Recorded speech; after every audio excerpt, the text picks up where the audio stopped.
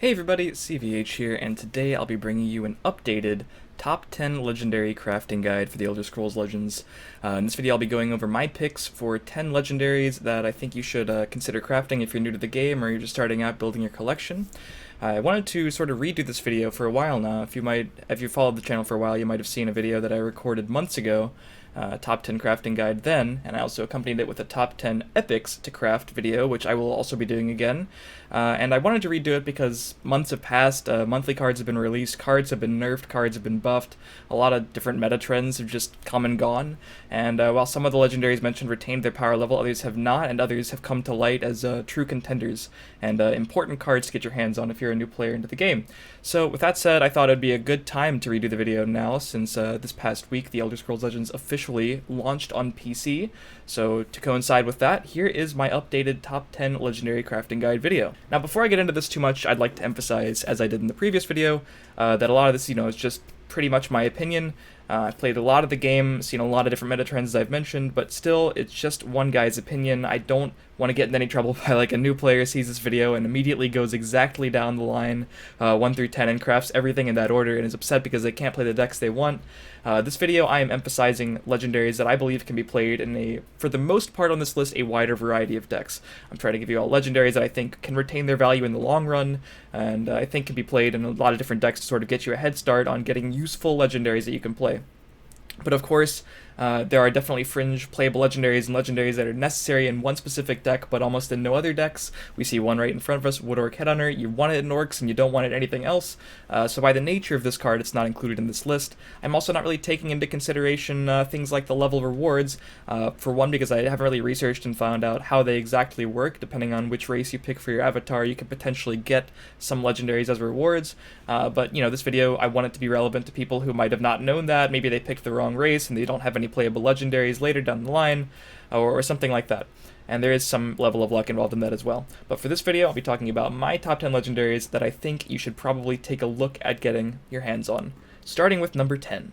So there were a lot of things that could have gone for number 10. A lot of these cards almost slipped into the list. I'll be talking about my honorable mentions after I get to number 1, but number 10 on this list today goes to Dawn's Wrath, as you can see. The only action on this list, as a matter of fact, 8 cost, willpower, destroy all creatures in a lane. Fairly straightforward. I thought this card would be good the first time I laid eyes on it, and as it turns out, it is in fact pretty good. This is one of the cards that on this list only sees play in a certain style of deck. Dawn's Wrath really only sees play in control decks, as you might surmise from the effect.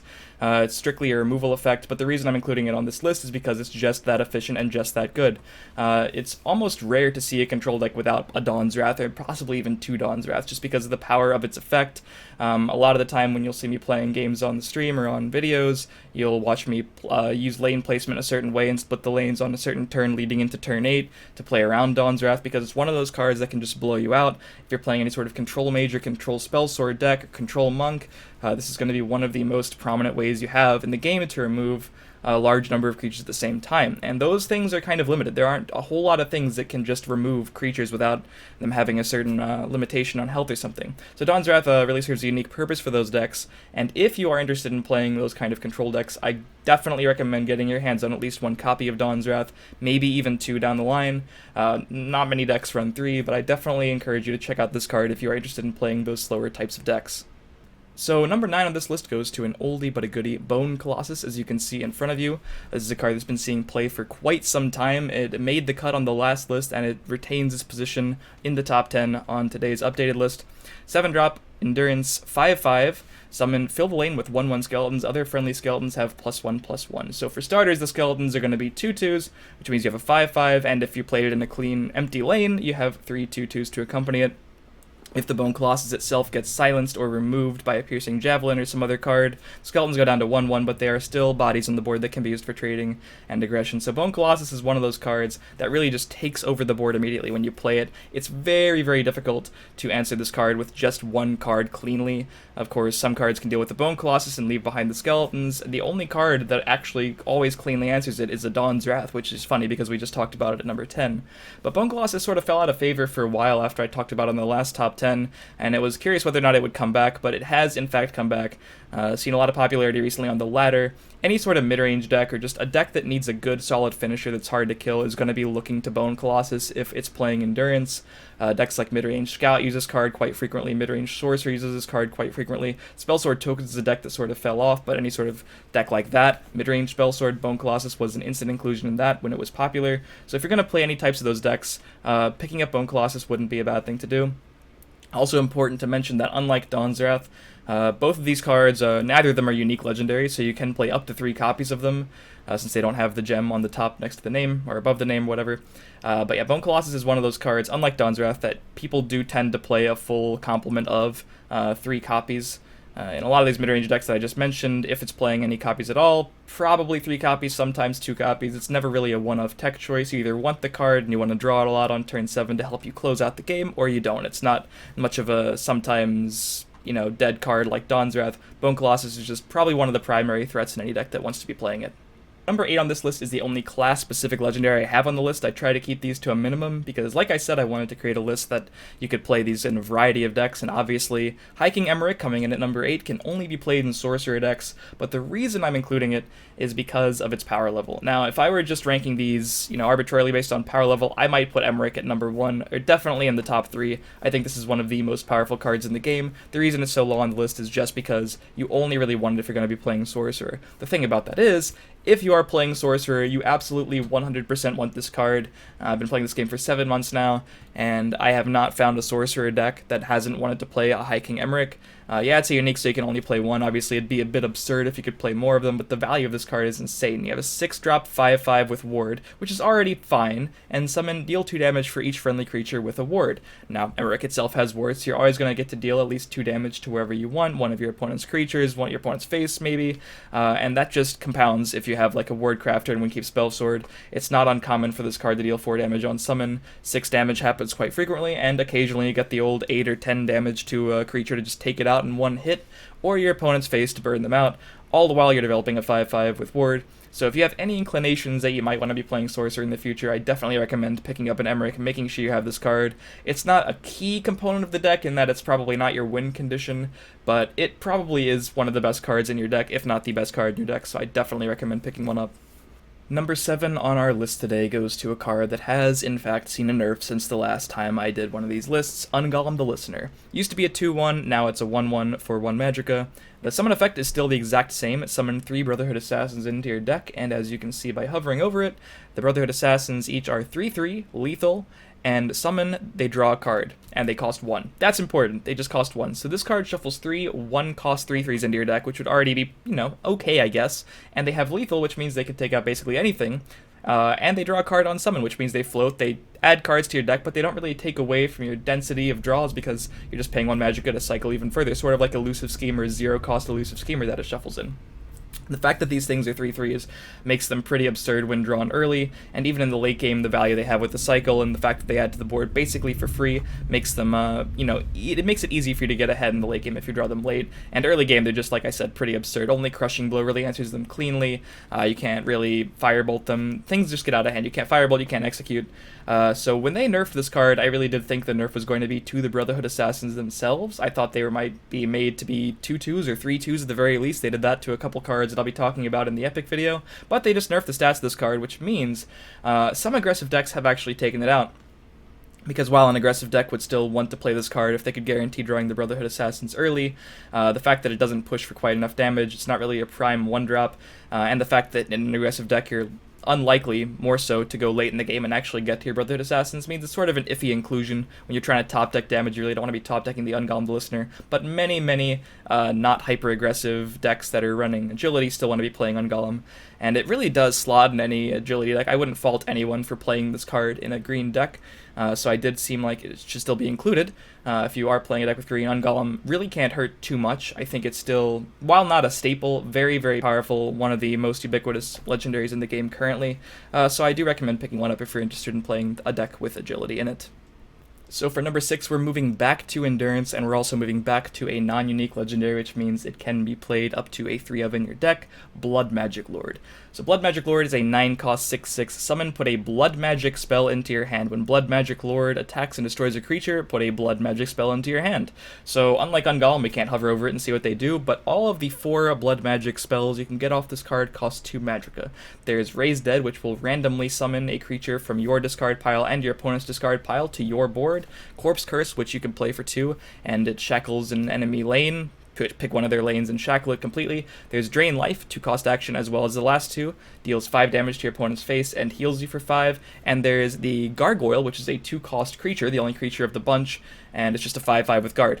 So for 2 Magicka, it's pretty clear that all of those cards would be just completely bonkers, right? So the fact that this card costs 9 and you're getting only a 6/6 body is what really balances it out. That being said, the value this card gives you is so ridiculously high, especially if it sticks for 1 turn and gets to take out anything else, that it sort of is an automatic inclusion into any late-game deck playing Endurance. Whereas Bone Colossus is that sort of card for any deck that wants to close out the game nearing turn 7. Blood Magic Lord is really that card for any Endurance deck that wants to be taking the game late. Decks I mentioned earlier, including Ramp Scout, Control Spellsword, these are decks that Blood Magic Lord just fits immediately into. Usually at least as a 2 of. A lot of the times you'll be seeing 3 of this card just because it's one of the most powerful ways to end the game. You're burying your opponent in card advantage. It's really hard to play around the exact specific blood magic spell it gets you. Cards like Drain Life can give burst to a deck without burst damage. Corpse Curse can save you against aggressive decks, as can the Gargoyle. And Raise Dead in the Control Mirror match is kind of the most value card you can possibly imagine, because you could even be getting back other copies of Blood Magic Lord, Odahviing, Nahagliiv, Atromancer, just crazy things you can do with Raise Dead. So this card, if you're planning on playing any sort of late game deck using Endurance, Blood Magic Lord definitely something you probably need for that strategy. And now for something completely different, number 5, Relentless Raider. This is going to be the polar opposite style of card from Blood Magic Lord. So we have a 1-drop strength 2/1. When an enemy rune is destroyed, deal 1 damage to your opponent. Now when I first looked at this card, obviously it's better than a lot of other 1-drops, but I was questioning how good it really was, because I didn't really want to feel like I had to craft 3 of them for any aggro deck. As it turns out, the card adds a lot of damage to your final pushes while being a pretty fine play on turn 1. If it survives for 2 turns, it's likely going to be pushing extra damage in addition to those little 2 damage attacks. And if you draw it late, when you're going for that final push through your opponent's last couple runes, maybe you have 10 damage on board, having a Relentless Raider or 2, depending on where their life total sits regarding when their runes would break, can add a ton of damage to your push. This is also a key component of the Wisp Mother OTK, which focuses on using Wisp Mother and getting 5 of these on board at the exact same time, meaning when your opponent attacks you through the first rune, all Relentless Raiders trigger 5 times, breaking the next rune, then they trigger again, and they trigger again, and it just pings you automatically down to 0 while bypassing all of your runes. That's not the reason this card is on the list. That deck is somewhat of a gimmicky strategy. Relentless Raider has sort of made itself apparent as a staple in aggro decks, however. Aggro Battle Mage uses this card as a 3 of. Any super aggro Crusader decks use this card as a 3 of. This card just really, really helps those strategies out. So while I'd like to tell you that the aggro decks in this game are super budget-friendly, like a lot of different aggro decks in different games are, they still somewhat are. I give people a lot of times potential replacements for this card in their decks, maybe Crown Quartermaster, maybe Fiery Imp or something like that. But I do say that if you are planning on playing aggro decks for a long time in the game, like really focusing on them and exploring them and playing them up the ladder for a long period of time, I definitely encourage you to craft 3 Relentless Raiders, because you'll be very surprised at the value this card brings to those strategies. So number 4 on this list is a card that I'm sure a lot of people are going to wonder why I don't have higher, potentially even number 1. The reason for that I should just get into right now is that I just wanted to include things that I thought could be used in a wider variety of decks higher up the list. But there's no question that number 4 on this list, Supreme Atromancer, is probably just the best finisher in the game. 9 cost intelligence, 3/3, summon a Flame Atronach in each lane. When you summon another creature, deal 2 damage to your opponent. So for starters, this is a lightning bolt on a stick. You're already going to be lightning bolting your opponent's face because you're summoning the 2 Flame Atronachs with the effect, dealing 4 damage to your opponent right then and there. The Flame Atronachs themselves are 5/3s with Breakthrough. They cost 4, but that's kind of irrelevant because you're getting them for free. and the breakthrough, of course, deals excess damage to the opponent. So yeah, you're starting out with a 3/3 and 2 5/3s and 4 free damage to your opponent. That takes over the board immediately, as well as playing around cards like Dawn's Wrath and Immolating Blast. Of course, if your opponent already has control of the field lane, they can then attack the Flame Atronach that comes into the field lane if you're playing this Supreme Atromancer in the Shadow lane. Besides that, if you are in a stalemate where both players have nothing, or if you're sort of even on board, this card gets you ahead. It threatens to deal an immense amount of damage if you don't deal with the Atromancer, and even if you do deal with the 3/3 body itself, you already have the 2 Flame Atronachs as well. So the only one card that answers all of the Supreme Atromancer is Ice Storm, which I'll be mentioning in my top 10 epics to craft video, but even that doesn't negate the damage that Atromancer does on summon, and a lot of decks like the Emeric Battle Mage deck specifically will generate the Nord Firebrand tokens with Raiding Party and Markarth Bannerman, and save Atromancer for when you can play Atromancer along with 2 or 3 Nord Firebrands. The damage just gets insane. If the 3/3 alone survives and the 2 Flame Atronachs are dead, just having this 3/3 on board means a second Supreme Atromancer is going to be dealing 10 damage. It gets pretty ridiculous really fast.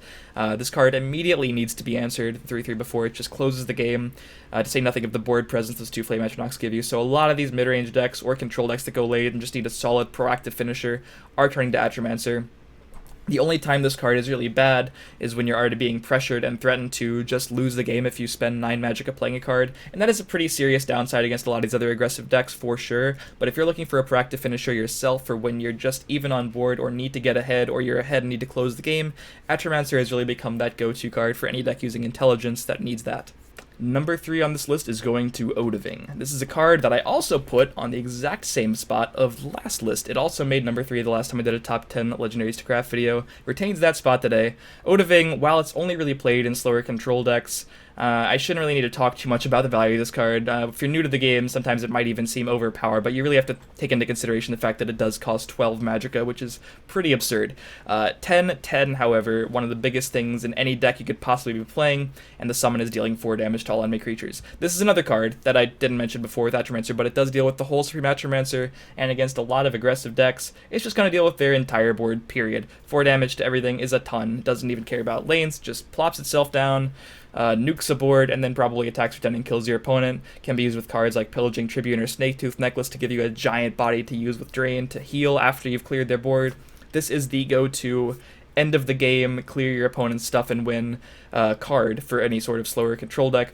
Control Mage, Control Spell Sword, Ramp Scout, and the reason this card is used in so many, of course, is that it is neutral. It's a one-of in basically every single late-game deck, so if you're planning on playing those, picking up an Odahviing, definitely not a bad thing to do. I totally recommend it. It was actually my first craft, I think, if I remember correctly, because I knew I wanted to play decks like Control Mage, so I was like, well, I'm probably going to need Odahviing. I've played it in pretty much every single late-game deck that I've used from that point until now. So for number 2, we're going back to Endurance one more time with another unique legendary, Nahagliiv. 7 cost, 7/7 with guard, and your opponent can't target Nahagliiv with action. So this is not really one of the flashier cards on this list, definitely not something like an Odahviing with this gigantic battle cry or summon effect that's just going to be wiping your opponent's board and representing a huge amount of damage. The thing about Nahagliiv, though, is that it's incredibly difficult to answer, especially when it comes down on turn 7 or 6 with the Ring of Magicka, or earlier if you ramped into it or something like that. Very, very hard to answer. Against the control deck, they're going to pretty much only have Manticore or Marok to answer it, and those cards come down much later, so if you're a mid-range deck using Nahagliiv to pressure, it does very well for that purpose, and if you're up against an aggressive deck, they're unlikely to have a straight-up answer to it, so they'll probably just have to trade in whatever lane that you placed Nahagliiv in to the Nahagliiv in order to get by it, which will give you a huge amount of time. So with that said, it's good in aggressive decks against control decks, it's good in slower decks against aggressive decks. Only deck that I wouldn't really want to play a Nahagliiv in is a hyper-aggressive deck that didn't want to play 7-drops in the first place, but Endurance doesn't really have access to those kind of strategies. A lot of those stay in other classes. So Nahagliiv is one of those cards, along with High King Emeric, that I have seen in every single deck using Endurance. I haven't found a compelling reason not to play it yet. So my instinct would be to tell you guys, if you're planning on playing any deck with Endurance, you really want to pick up a Nahagliiv. It's just incredibly, incredibly powerful, and it's going to give you a lot of game against a variety of decks, like I said, because of the versatility of this card's effect. Number 1 on this list might be a little bit controversial, as a few things on this list are. Like I said, it's all really opinion-based, but I've given number 1 to Daggerfall Mage, which is a card To illustrate my point about one man's opinion potentially being wrong occasionally, Daggerfall Mage didn't even make the cut of my top 10 last time. I think it was an honorable mention if that, but Daggerfall Mage has proven itself to be one of, if not the best 3-drop in the game, and I think a lot of the reason this card has seen a lot of rise in prominence is because a lot of cards that were 3 health have been moved to 2 health, such as House Kinsman and Moonlight Werebad, which were huge when they were 4-3 and 3-3. But now Daggerfall Mage trades with that many more things. The main answer to this card is Execute.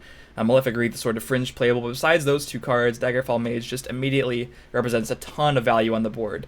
It can trade favorably with a lot of things in aggro, besides this card's effect being a little bit useless as far as giving you the tome. You don't really need that a whole lot against aggressive decks. You do need things that favorably trade, and the 2-2 with Ward allows you to do so. Against control decks, they really need to have an answer to this card immediately, which is going to generate a ton of value, and that's illustrated by a lot of these control decks actually playing Daggerfall Mage itself. Control Mage definitely wants to play Daggerfall Mage. Any sort of item variant deck that have made themselves present with Gardener of Swords and Master of Arms since the Madhouse collection was released, they're playing 3 Daggerfall Mage because of the power of Tome of Alteration in the deck, period. And of course the need for a very good 3-drop on curve. This card is very, very difficult to answer effectively without having an Execute in your hand. And some things are bigger than it. It's really hard to trade into a Young Mammoth, for example, or Haunting Spirit. This card isn't going to really answer those effectively, but it is going to make it very difficult for your opponent to get rid of the Daggerfall Mage without giving you some sort of value. So if you're on the hunt for value on turn 3, super important card. Almost every single intelligence deck wants to be playing a playset of these at the moment, with the exception of hyper-aggressive strategies like the Aggro Battle Mage. I have, however, seen Daggerfall Mage in those decks, and of course it can't be that bad. It is a very good card, so if you're trying to replace something else, it could be good in those. But basically every control to mid-range to tempo strategy using intelligence that I've seen recently, including all the item decks, of course, has been playing a playset of Daggerfall Mage. So if you're looking for a legendary to craft that is very safe at the moment and should retain its value barring a nerf, and if it gets nerfed, of course, they'll just give you the full refund, I do recommend Daggerfall Mage. Incredibly powerful card. So that's about it for the top 10. I would quickly like to go through all the legendaries that I currently own, except I don't own an Iron Atronach, for example, but everything else is currently in front of you. To talk about a few honorable mentions. Like I said, a lot of this is determined by what deck you want to be playing. For example, if you're playing Orcs, yeah, you should probably craft some Wood Orc Headhunters or something like that. But there's a lot of honorable mentions. I almost included Reeve and or Blood Dragon at number 10. These are definitely, they almost made the cut cards. Very good on curve. Reeve recently buffed from a 2-5 to a 3-5, very powerful on curve. Blood Dragon, one of the best 5-drops in the game. A lot of the decks have taken it out currently because they're more interested in using Markarth Bannerman, but definitely not a bad card for basically any deck using Strength. Intelligence sort of has the weekend of the stick since, Nahagliiv got nerfed recently. Mentor is doing also a fine card for certain ward decks. I don't really recommend aggressively disenchanting stuff. If you guys couldn't tell, I tell people that a lot when they're asking what to disenchant. I kind of recommend, because a lot of these cards, there's a lot of really powerful legendaries out there. That's why it's hard to narrow it to a top 10. So if you're unsure on a card whether or not you'll use it, there's a chance you might use it in the future. Dawnbreaker and Descendant of Alkosh, really powerful for aggressive strategies. Marok, another one of those cards like Odahviing that sees play in a lot of control decks. The difference is it's only used in control decks that use willpower, and I thought Dawn's Wrath was probably a more ubiquitous inclusion. More of them include Dawn's Wrath than the Marok. So that's something to think about there. Obviously, Tazcad almost made the cut as well. That was another really close one. It was recently nerfed from an 8-drop to a 9-drop. This is still a go-to finisher for many decks using green, so I definitely think you should at least consider the card. It really almost made it at number 10. I definitely had it on the list for a time. Still very powerful, just been taken out of certain really aggressive agility using decks. Moving forward... we've already talked about a lot of the powerful legendaries that Endurance has, but Lucian Lachance and Night Talon Lord also very powerful in some certain strategies. Night Talon Lord often played as a complement to a set of Blood Magic Lords in a lot of control decks. Gortwog again, if you're playing Orcs, probably necessary. A lot of these dual attribute cards, class-specific cards, are played in a lot of different decks. Red Brahmin is in, many scout decks, the late game ones particularly. Iron I mentioned in the last top 10 list. I just felt that Hiking Emeric had the most overall power, but chances are if you're playing a deck of these cards, they're pretty much good. Tyr and Elena probably the least played along with Gortwog, because Gortwog only really fits into Orcs. Well, that's a lie. I play in the mid-range warrior deck too, but it does see less play than, for example, Queen does in Assassin. Meric's, and obviously a centerpiece of the Emeric Battle Mage deck, could have made the list just based on that because of the power of that deck. Anasi in virtually every monk deck that I have personally seen. And of course, Wabbajack and Mundastone find their way into a fair amount of decks, more so Mundastone than Wabbajack. Wabbajack can be decent removal. Mundastone just gives you incredible value as the game goes along. So I wanted to touch on a lot of those just because they're standout legendaries in their own right, and they see a lot of constructed play. So if you have those, or a lot of these cards on the list, obviously, like if you want to play an Altar deck, you want to get your hands on Altar of Despair. Some late game decks make use of Orb or even Goldbrand for some support decks. There's a lot of different things out there. The legendaries in this game have a very high power level overall. So these are just a few that I think you should keep your eye on, as well as the top 10 list, which is, again, just my opinion, but I do think you can't really go wrong crafting any of the cards on the top 10 list. They should be able to retain their value for a long, long time to come. So hopefully this video helped you out. If it did, feel free to leave a like, feel free to comment if you feel I missed anything, if you want to add anything to the discussion. Feel free to subscribe to the channel as well if you've enjoyed, for access to more strategy videos, stream highlights, other kinds of stuff, deck techs, you know the drill. Also follow the stream at the link down below for daily legend streams, and I will see you guys next time. I should have the top 10 crafting guide for epics up very shortly after this, so be sure to check that out. See you guys next time.